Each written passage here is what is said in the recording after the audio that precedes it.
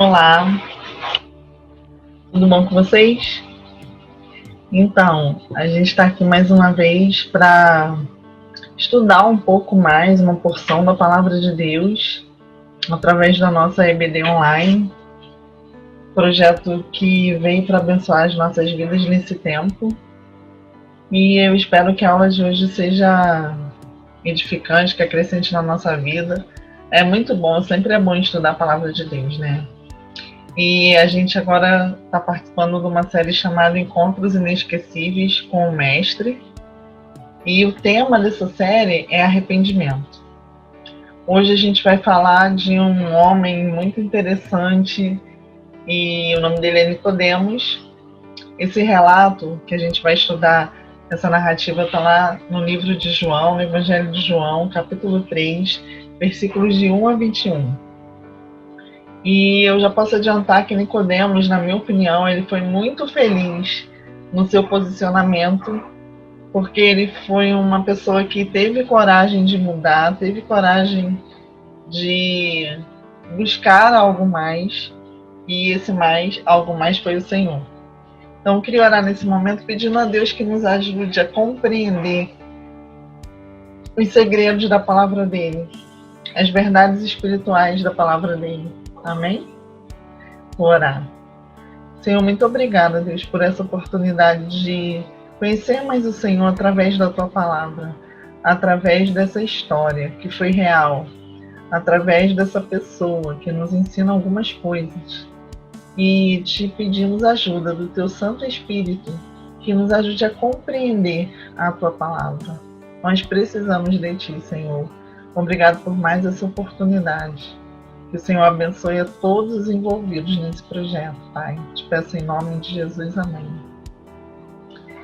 Então, eu vau compartilhar a telinha aqui com vocês. A aulinha aqui eu preparei. Um minutinho. Tá tudo certo. Então, como eu falei, essa aí é a nosso tema de hoje, né? O encontro de Jesus com Nicodemos. E a primeira coisa que eu acho importante a gente pensar é em quem era Nicodemos, né?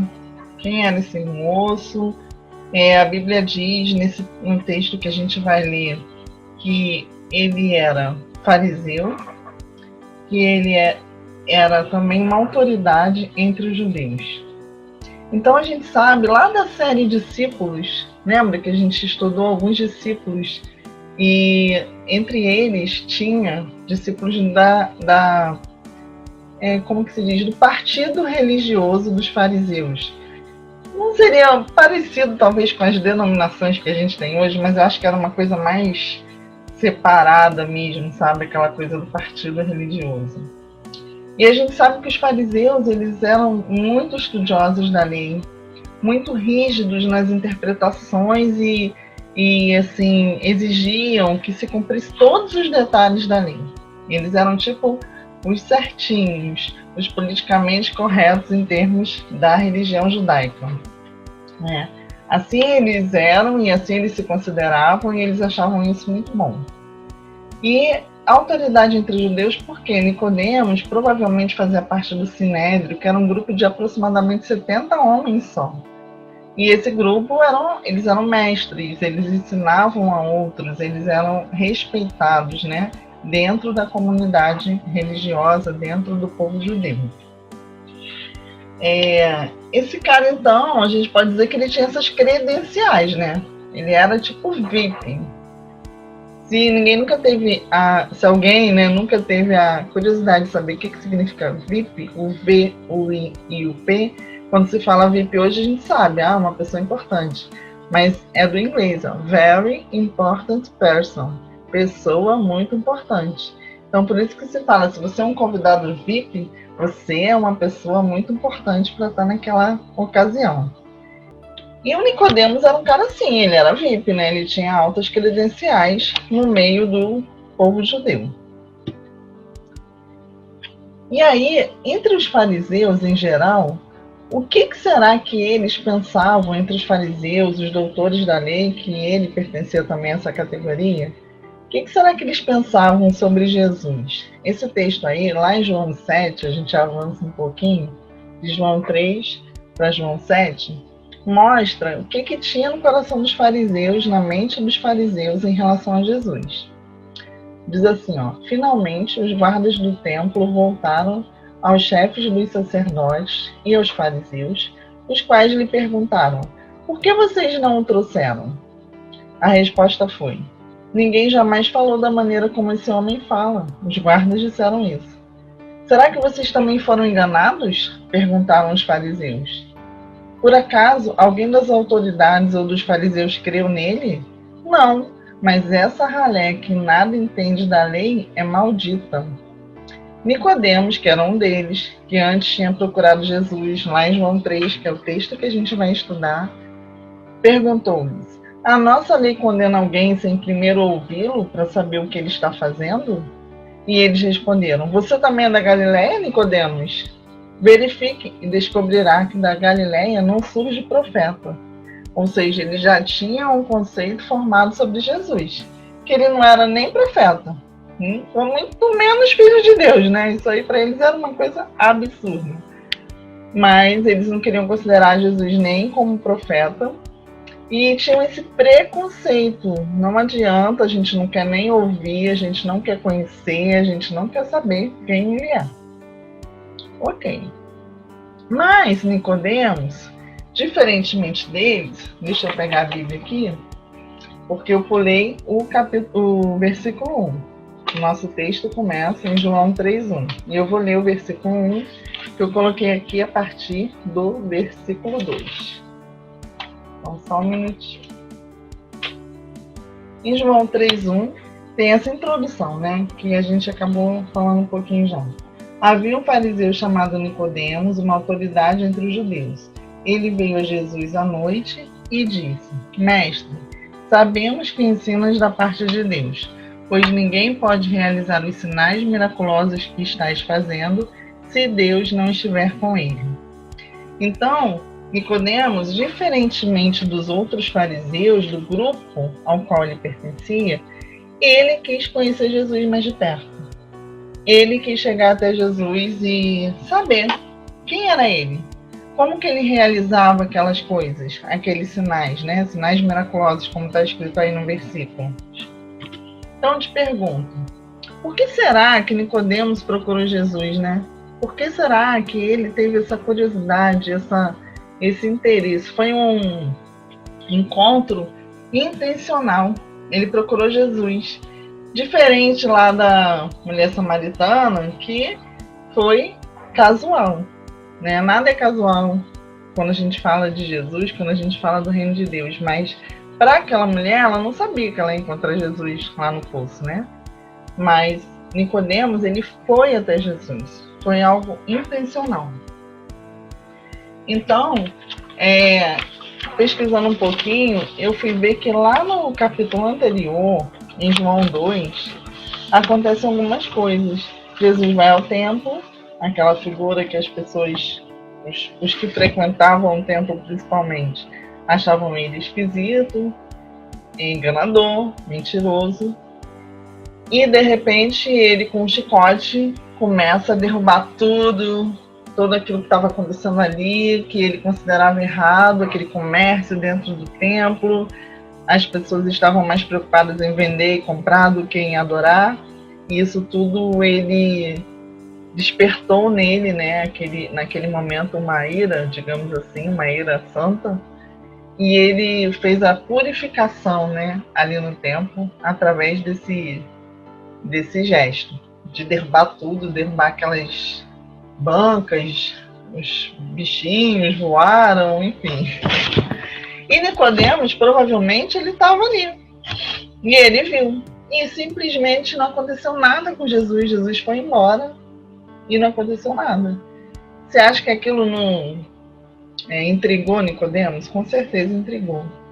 Além dos sinais que Jesus estava fazendo, curas, né, que Jesus estava fazendo, isso tudo, Nicodemos tinha aquela sementinha de curiosidade, ele queria conhecer mais e entender de onde vinha esse poder. E aí, ele teve essa coragem, né, de romper com o grupo. Ele se arriscou. Ele quis ter sua própria experiência, sua própria opinião, não se guiou pelos outros. E é interessante que eu até grifei ali em vermelho. Ele veio a Jesus à noite, né? Provavelmente porque era um momento mais reservado. Ele realmente estava querendo um encontro mais discreto com Jesus, né? E ele já chega chamando Jesus de mestre, Rabi, né, como eles chamavam, demonstrando uma certa humildade, um certo respeito. Jesus não era considerado nada disso entre os fariseus, mas ele já chegou chamando Jesus de mestre. Isso denota assim uma humildade da parte de Nicodemos. E ele fez isso por quê? Porque ele reconhecia a manifestação do poder de Deus através de Jesus. Ele não era uma pessoa insensível às coisas de Deus, um simples religioso, um incrédulo. Mas, ao mesmo tempo, provavelmente ele estava em conflito, porque Jesus parecia ser, sim, o Filho de Deus, pelos sinais que ele manifestava, pela maneira como ele falava, como os guardas disseram depois lá em João 7. Só que esse Messias que eles aguardavam era tão diferente da figura de Jesus. Então, aquilo provavelmente estava causando, sim, um certo conflito na cabeça de Nicodemos, né? Mas ele fez a coisa certa, ele foi na fonte, ele foi na pessoa. Coisas que nós devemos fazer quando nós tivermos dúvidas. Irmos a quem pode realmente nos responder e tirar nossas dúvidas.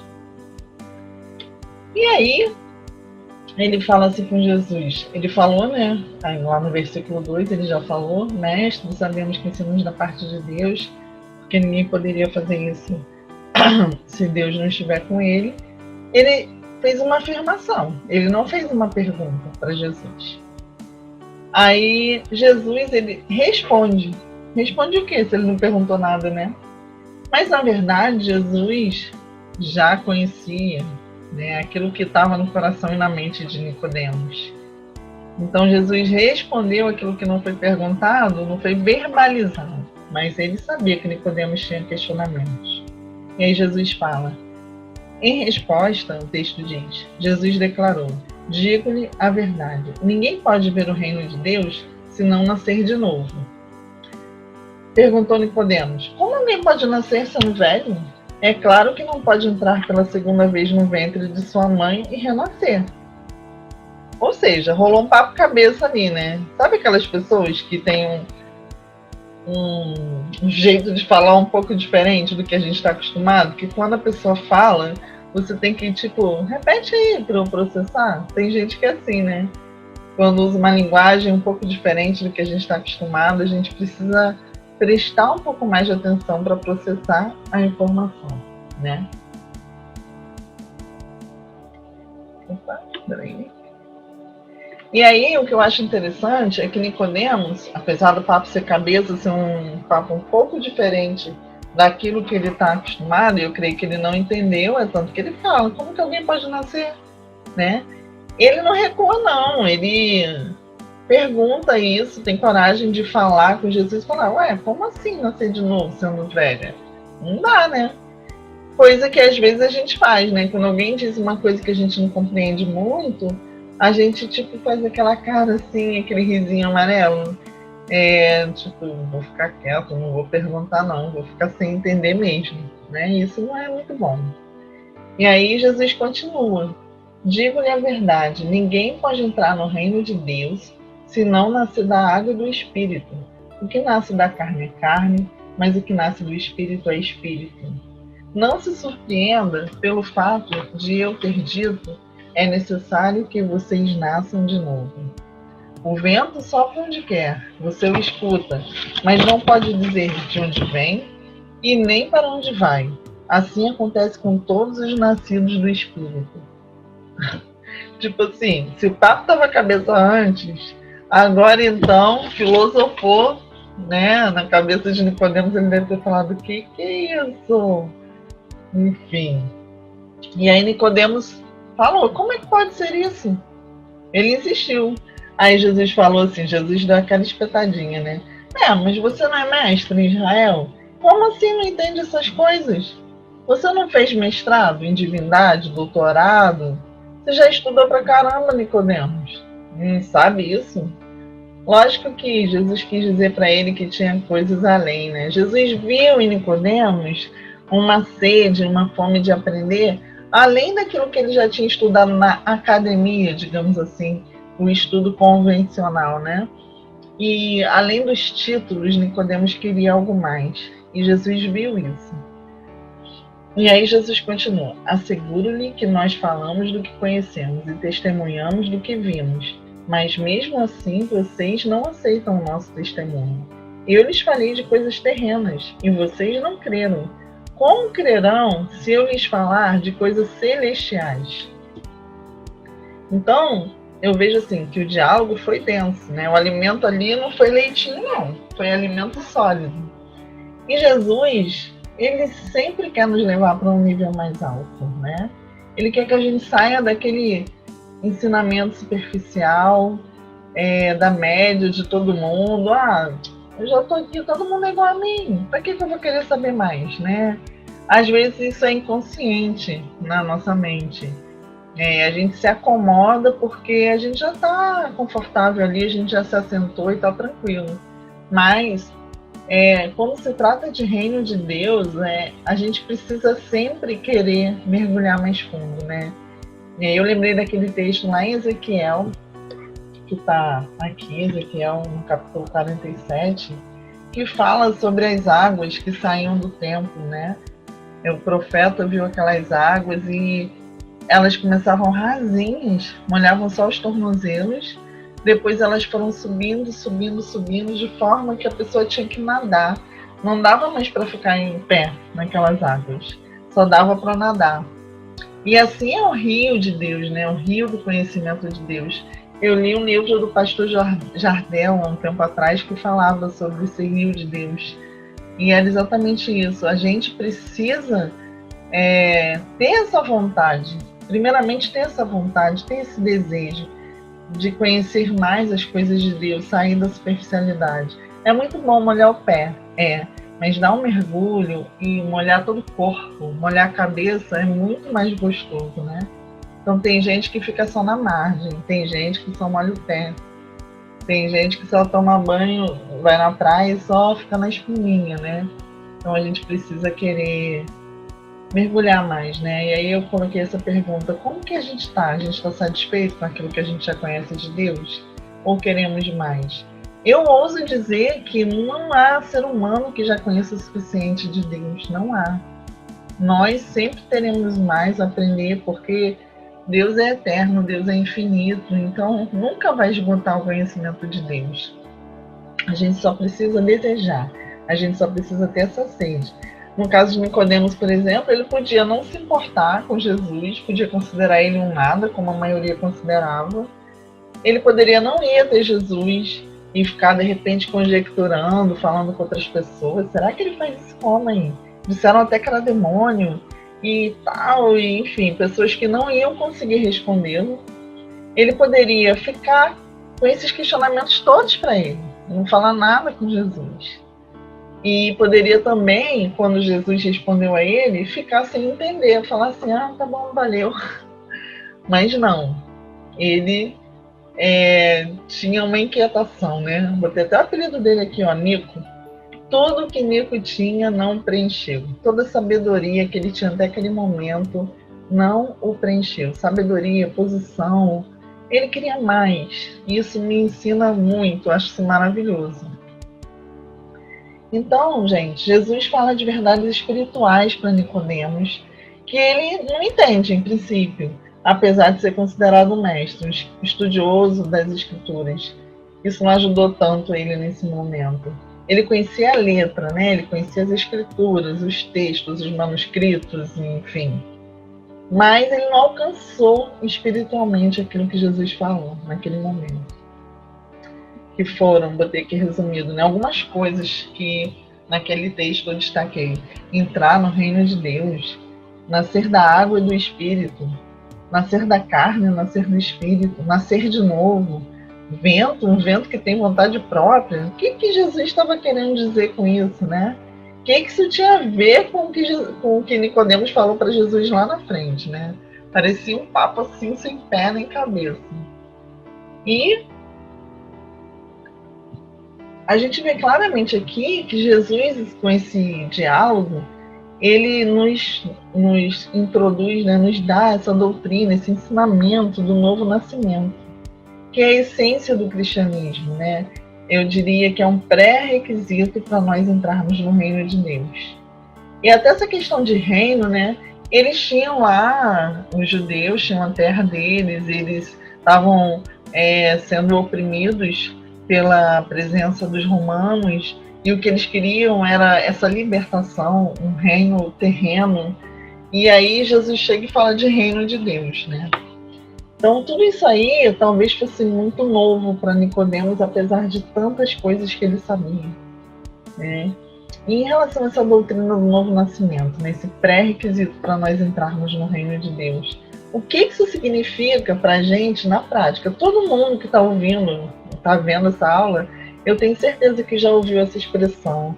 Eu sou nova criatura, eu nasci de novo, é normal, natural, a gente fala isso no nosso meio. Mas na prática, o que isso significou para mim, para a minha vida? Se essa aula fosse presencial, eu pediria aos meus alunos para dizer o que foi o novo nascimento para você, né? Algo para a gente refletir. E aqui eu coloquei uma frase que talvez resuma, expresse um pouco o que é esse novo nascimento, né? Nascer de novo é um nascimento para a vida espiritual com Deus. Vai além do nascimento natural. O meu nascimento natural foi há muito tempo atrás. Não preciso dizer quantos anos exatamente, mas há bastante tempo atrás. E o meu nascimento espiritual foi há bem menos tempo. Eu tinha 22 anos, eu acho. Então, uma coisa é diferente da outra. Nascimento natural e nascimento espiritual. É nascer para um relacionamento pessoal com Deus. Eu ouso dizer que talvez naquele momento do meu nascimento espiritual foi só o início, porque a cada dia eu estou descobrindo coisas novas, eu preciso descobrir. Não tem aquela frase, só sei que nada sei. Eu estou assim, estou nesse momento. E acho que vou continuar nesse momento até a volta de Jesus. Então eu destaquei aqui um versículo que está lá na carta de Paulo aos Coríntios, 2 Coríntios, que fala: portanto, se alguém está em Cristo, é nova criação. As coisas antigas já passaram. Eis que surgiram coisas novas. Já perceberam que a gente tem muita ênfase em deixar o passado, mas a gente talvez não tenha muita ênfase aqui, ó. Eis que surgiram coisas novas. Parece assim, tá bom, eu deixei de mentir, eu deixei de fazer algumas coisas erradas que eu fazia, agora eu sou uma pessoa diferente. Mas parece que as coisas novas eu também não estou muito ligado, que tem um monte de coisa aí para eu descobrir, para eu desfrutar, para eu viver. Então, é algo para a gente perguntar, será que isso tudo aqui aconteceu comigo? Será que esse relacionamento pessoal com Deus, que me proporciona coisas novas, isso tudo aconteceu e tem acontecido comigo? É algo que eu posso, não é para viver uma vez, um dia, né? É algo que eu posso desfrutar ao longo da minha vida com Cristo. Então eu coloquei algumas colocações aqui sobre nascer do Espírito. É tão, vamos dizer assim, abrangente, abrange toda a nossa vida, tanta coisa. E, enfim, com certeza eu não estou esgotando esse assunto aqui. Mas nascer do Espírito envolve recomeço. Envolve deixar para trás as nossas bagagens. Envolve a gente rever conceitos, aquilo que eu sempre pensei, aquilo que eu sempre acreditei, conceitos e valores, e também envolve eu abrir mão de coisas que eu desejava, sonhos que eu tinha, desejos que eu tinha. A partir de quê? A partir de uma revelação de quem é Jesus Cristo. A partir de uma revelação do seu caráter. A partir do momento que eu entendo que eu sou um discípulo dele, eu sou uma cópia dele. Tem um ministério chamado Jesus Cup, cópia de Jesus. Nós somos cópias de Jesus. Então, a partir desse momento, aquilo que não condiz com eu ser uma cópia de Jesus, eu abro mão, né? Eu nasço de novo abrindo mão, recomeçando de uma outra forma, né? E aí a gente tem aqui, eu botei Nicodemos como exemplo, porque ele tinha muito conhecimento, muitas doutrinas, e ele teve a coragem de colocar assim, em segundo plano aquilo que ele já conhecia e querer conhecer mais. E também o jovem rico, porque Jesus, jovem rico, infelizmente não é um exemplo bom nesse caso. É um exemplo um pouco contrário. Porque ele foi até Jesus, ele também teve curiosidade, ele fez perguntas para Jesus, como Nicodemos fez, né? Só que ele queria ter Jesus, talvez como um meio, uma coisa a mais na vida dele. E Jesus, naquele momento, deixou bem claro para ele assim: eu preciso ter a primazia na sua vida. Eu preciso ter exclusividade no seu coração. E aí, o jovem rico, ele não conseguiu abrir mão de coisas que ele tinha por conta disso. Então, ele ali recusou essa oportunidade de recomeço, de uma forma diferente, né? Nascer do Espírito também significa entender que é um novo reino, um novo sistema de governo. Não sou mais eu que governo, né? O mundo espiritual é o Senhor, é Deus que governa. Nascer da água é externo, nascer do Espírito é do nosso interior. Nascer da água, nosso batismo, dia do nosso batismo é nascer da água. É algo que a gente faz motivado para um novo nascimento. E nascer do Espírito é o que acontece dentro da gente, né? O nascer da água é o sinal externo daquilo que está acontecendo interiormente. Ver com os olhos da carne é ver apenas naturalmente. E aí eu lembrei daquele texto que fala dos espias no Antigo Testamento, em que foram 12 espias espiar lá a terra que o povo ia ocupar, e 10 voltaram apavorados, só falando assim, notícia triste. E 2 voltaram falando coisas bem diferentes, tipo, com outra perspectiva, com outro olhar. E aí você pensa, qual é a diferença? Como que eles conseguiram ver coisas tão diferentes? Porque uns olharam com os olhos da carne, os olhos naturais, e os outros olharam com os olhos espirituais, pela fé, pelo Espírito. Conseguiram ver além daquilo que era tão óbvio ali naquele momento, né? E assim é um novo nascimento. A gente passa a não olhar apenas com os olhos naturais. Continuamos humanos, naturais? Continuamos. Mas Deus nos capacita a olhar de uma forma diferente, a viver sob uma perspectiva diferente, tá? E eu estava pensando sobre isso também, olha, atender a um apelo de salvação em um culto é coisa maravilhosa, é um momento assim ímpar na nossa vida, né? Na vida de cada um que já tomou essa decisão. Mas é apenas o começo dessa gestação. Se a gente está falando de nascer de novo, vamos imaginar uma gestação, a gente está sendo gerado, né? Ou seja, a religião, o tempo de igreja, o tempo de serviço, isso não é suficiente para sustentar uma gestação. A gente sabe que biologicamente uma gestação envolve hormônios em taxas específicas, em momentos específicos da gravidez. Uns descem, outros sobem.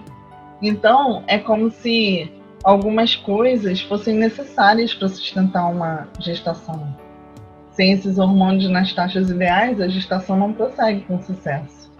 Então, o que é necessário, né, para realmente levar a termo, levar adiante essa gestação espiritual? A educação bíblica, eu coloquei aqui, né, é importante, mas é diferente de transformação. O que vai nos transformar? O que vai me fazer nascer de novo, com nova natureza, recomeçar diferente? E aí, no próximo tópico, eu coloquei ser guiado pelo Espírito, deixar ele ser o mestre e não eu. Não deixar que a visão natural que a gente tem apague a nossa fé. Não só seguir Jesus e ver os sinais que ele faz. Não só ler a Bíblia e ver aquilo como um livro histórico, mas entendê-los pelo Espírito, entender esses sinais pelo Espírito. O nascimento da carne, o que ele faz? Ele não nos habilita a crer inteiramente na Bíblia e nem nos habilita à santificação. Se não houver o nascimento do Espírito, a gente não consegue desfrutar plenamente das verdades espirituais da palavra de Deus e nem alcançar, lutar pela nossa santidade. Então a gente precisa ir além do nosso nascimento natural e buscar o Espírito Santo, sermos guiados pelo Espírito Santo. Ter uma mudança radical interna e também externa, visível, isso faz parte do novo nascimento. Eu sou a mesma pessoa, mas tenho uma nova conduta. Eu tenho meu paladar alterado. O que é esse paladar alterado? Eu estou falando aqui de paladar espiritual. Eu não sinto mais prazer e alegria em coisas que antes eu sentia e que não fazem parte desse novo reino que eu faço parte agora. Se eu sinto muita falta, se eu estou sempre pensando nas mesmas coisas que eu gostava e que eu fazia antes do novo nascimento, eu preciso desconfiar disso. Tem alguma coisa errada nessa minha gestação. Então, se eu vivo do meu jeito, se eu namoro do meu jeito, do mesmo jeito de antigamente, se eu trabalho dando aquele jeitinho brasileiro, se eu me divirto também igual ao que eu fazia antes, quando eu era um velho homem, né? Aí tem o que a Bíblia fala da prostituição, da lascívia, da sensualidade, a defraudação, o sexo ilícito, tantas coisas. Se nós formos procurar lá nas obras da carne, coisas que nós fazíamos. Se isso ainda me atrai, é porque algo está indo mal na minha gestação espiritual para ser uma nova criatura, para nascer do Espírito. E eu preciso pedir ajuda. Porque falando assim, né, parece assim, ai meu Deus, e agora? Então eu não tenho Espírito Santo? Não, nós temos, mas nós precisamos sempre lembrar que a gente tem uma natureza pecaminosa. Nosso primeiro nascimento lá foi em pecado, porque todos nasceram em pecado. Então, a carne continua militando contra o espírito, não é isso que a palavra nos diz? E eu preciso alimentar mais o espírito do que a carne se eu quiser ser gerado para um novo nascimento. E é isso que a gente precisa fazer. Então, continuando, e já estou demorando muito, o novo nascimento é uma obra sobrenatural de Deus, através da palavra, relacionamento com Deus, que ocorre no nosso coração, e envolve arrependimento. Se não houver arrependimento, não vai haver mudança. Para eu ter arrependimento, eu preciso me humilhar na presença de Deus. Eu preciso estar diante dele, eu preciso reconhecer para ele que eu não estou conseguindo sozinha e que eu preciso de ajuda. Esse arrependimento está disponível para pecadores, está disponível para religiosos, está disponível para crentes como eu, como você, porque a gente precisa se arrepender a cada dia.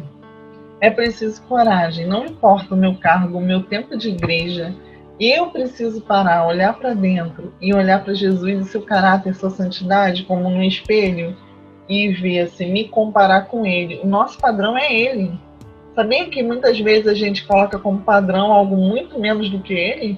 E aí a gente acha assim, tô bem na fita, tô igual a todo mundo, tô até melhor do que fulano. Só que o nosso padrão é ele. O nível é muito alto. Então a gente sempre vai poder melhorar, a gente sempre vai poder pedir ajuda a ele, né? Nós precisamos apenas reconhecer que precisamos dessa ajuda. Se somos um bebê em gestação, um bebê ele não faz força para nascer. Quem é que faz força? É a mãe. Quem está gerando ele é que faz força para ele nascer. Então é Deus que vai agir no nosso coração. A gente só precisa ter uma mente que se renova, que lembra a cada dia que nós não somos mais os mesmos. Essa é a nossa luta, digamos assim.